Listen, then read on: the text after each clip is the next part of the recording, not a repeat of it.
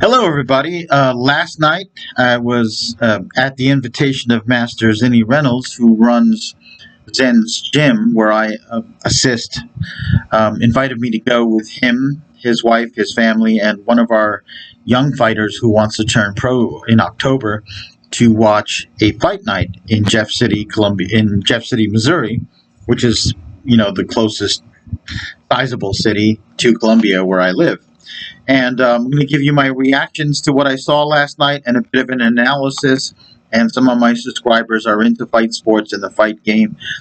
So, I have my reference here, and I'm going to read off the fight card and tell you. So, for example, our first match, Arturo Moreno won against Princeton, Canada. And this set a trend because what I saw was our home team is basically the red corner. All right.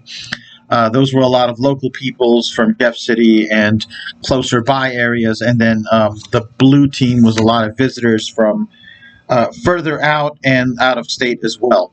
And what I noticed, and Master Zinni said this to me, unabashedly, he said, oftentimes matches are set up here so that it's a bit of a mismatch and the hometown has a big advantage, right? For example, we had Arturo Moreno defeated Princeton, Canada. It was a knockout. It just looked like the winners often had much more experience than the people who lost these matches. I mean, very few of these matches, with one notable exception, were evenly matched, and that just leapt at me. We had for a heavyweight bout Marcellus Williams and Tegan Franco. Marcellus Williams is from St. Louis, Missouri. Tegan Franco is from Tulsa, Oklahoma. And man, what a mismatch! Marcellus Williams, though he was older, he literally looked 100 pounds heavier than his opponent, and a minute and a few seconds into the round, one punch, boom, that kid was out. We had another heavyweight match that was supposed to happen. Armando Reeves from Jeff City versus Quintel Thompson. Armando had a fever, and they're like, we have to cancel this match.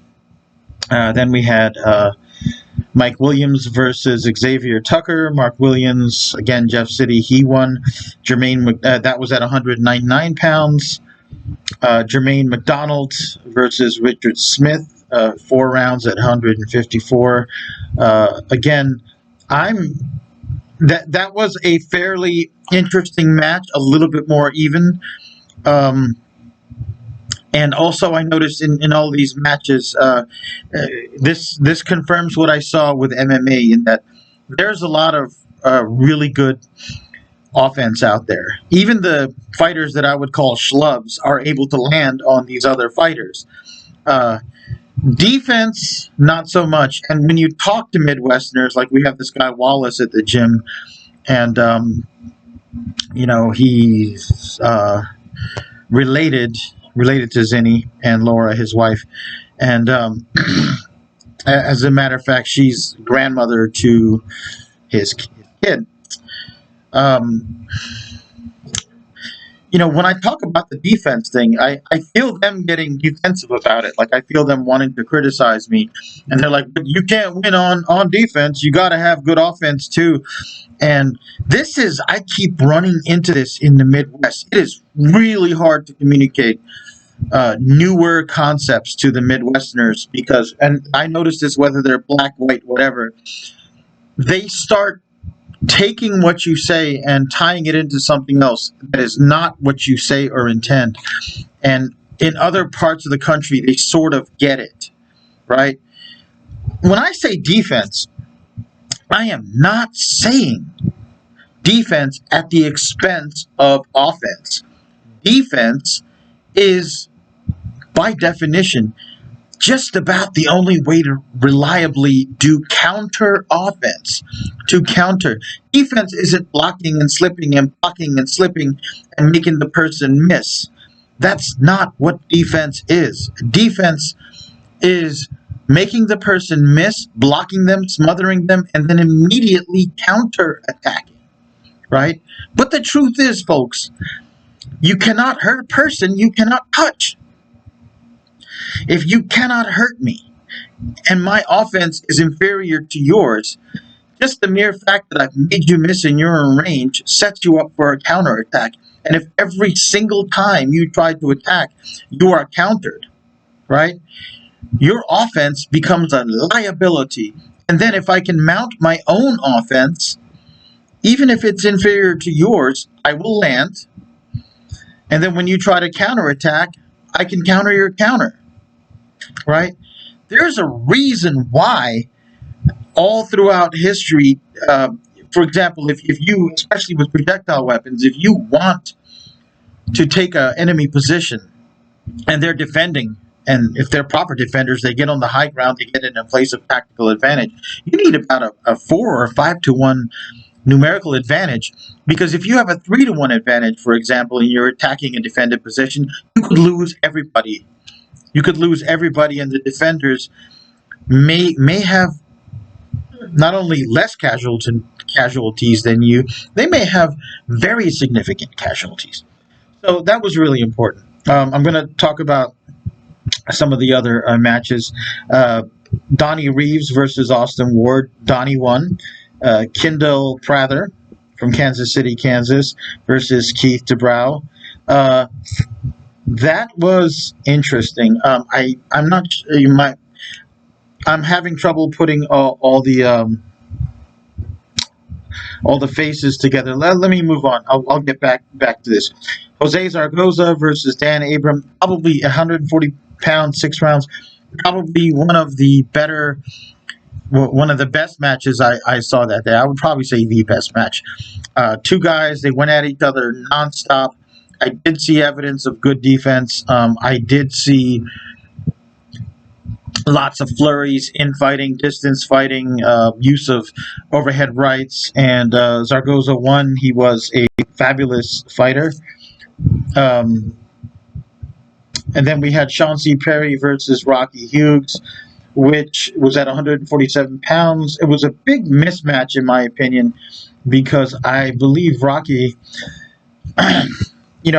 first of all, one person was 40, the other person was quite younger. The older guy had a reach advantage, but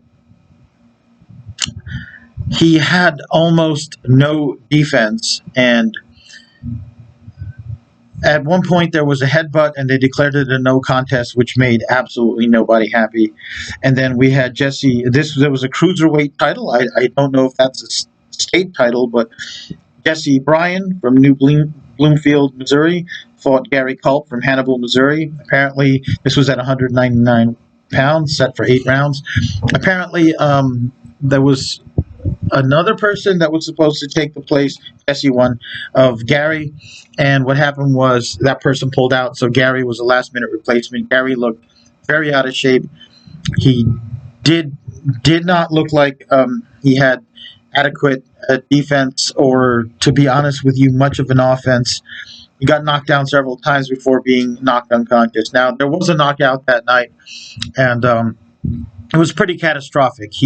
This was in one of the lighter weights, and I can't remember the name, but I do remember what I saw. One person sort of walked into a hook and fell back, and he fell on his back and it was such a loud thump. They could not revive the person. They had to eventually carry him out on a stretcher, and the whole EMT crew, the medical crew, went with him to the hospital and back. So they shut the event down temporarily for unscheduled intermission. And I was commenting, I've seen lots of knockouts, and I've never seen one where they had to, take the person all the way out of the building and shut it down. And they're like, well, you must not see many events. And I'm like, I certainly have. I've seen them all over the East Coast. I've seen them all the time for years. And I said, I simply believe the matches are better and that the defense is better. And I'll stick by what I say, even though I was outnumbered. Folks, also, Laura told me that for some reason, good Midwestern fighters cannot get fights on either coast or vice versa. And again, I don't know how true that is. I don't know what's causing that impression. She honestly believes that. Although Tommy Morrison would be someone who violated that tendency or bucked that tendency. Midwestern fighters tend to come right at you. They hit, they tend to start off from the first round, even in a multi-round match, even if it's like 8 rounds. They tend to tee off fairly early, and they tell many. It seemed like just the person who could keep his hands in the proper place and not swing wildly would do well. I mean, I don't mean to take anything away from these fighters. I am going to mention that Arturo Moreno and Jose Zaragoza, the two Latin fighters, they had a much more complete style of fighting, and I don't think they learned that in the Midwest. I suspect that either they came from the coast or perhaps spent some time in another country and picked up a much wider repertoire of skills. But at I stand by my word. And there are some small towns in the Midwest, in Kansas, Oregon, Arkansas, that those types of places where it appears to me that if I was to go there and become a coach and be accepted, I would be demigod status as far as being able to coach and teach knowledge, because they just don't appear to have a tremendous knowledge base in their training. And again, I personally perceive that anytime I've been on the East or the West Coast, and I've seen a Midwesterner interact with people from the East and West Coast, they've always been accepted, especially white Midwesterners with other white Midwesterners. I've never seen a problem. Coming here, certainly I have encountered lots of closed-mindedness, lots of cliquishness, and depending on who you're talking to in the geographic region, I'm considered white or not. But I've even seen it with white people interacting with white people in the Midwest. So it is a trend I see. Lots of wild punches, lots of people opening up big wide left hooks as a lead and doing it repeatedly. People dropping their hands and sort of swinging. Coaches were saying, push him, literally telling, for example, Jose Zaragoza to push Dan Abram in a corner, push him with his shoulder. The ref can't see it, because he threw a low blow. The ref can't see it, throw it again. I mean, I did not like what I was seeing in terms of that. I also believe that as far as that one knockout, that I hope that guy's all right, because they had to literally take him to the hospital. When you're in a coastal event, when you're in the East Coast or the West Coast, the bigger population centers, you often have a bigger medical staff and better arrangements with medical transport and stuff. I have seen knockouts. Again, I feel like with many Midwesterners,